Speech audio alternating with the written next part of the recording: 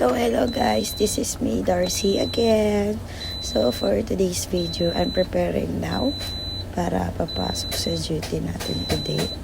As you can see, nagsusuklay ako and nagkaroon ng buhol, yung buhok ko, my gosh.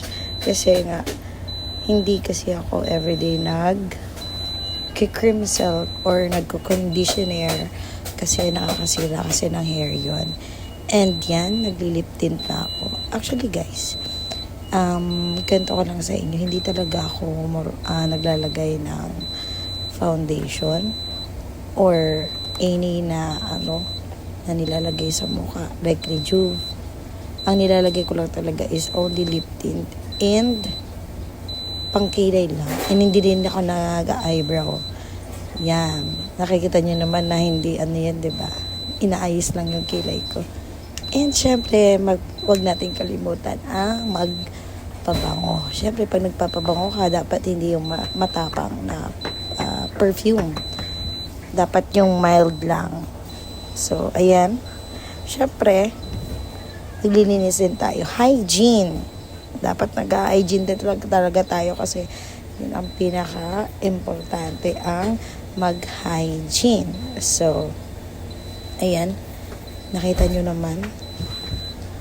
So, guys, medyo hindi talaga ako marunong pa sa, sa pagbo-voice over.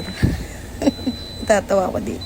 So, ayan, bago talaga pumasok, kailangan magsuot muna ako ng jacket and i-double check ang sa bahay. Siyempre, kung naka-open ba yung stove natin.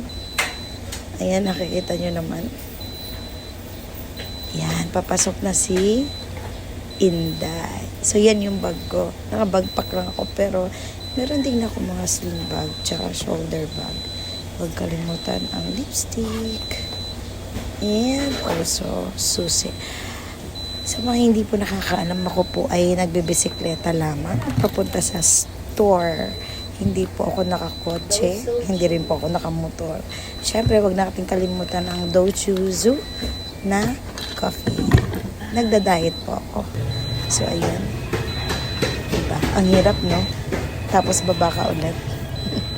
So, iyon lang po. Maraming salamat. Hanggang sa susunod. Thank you.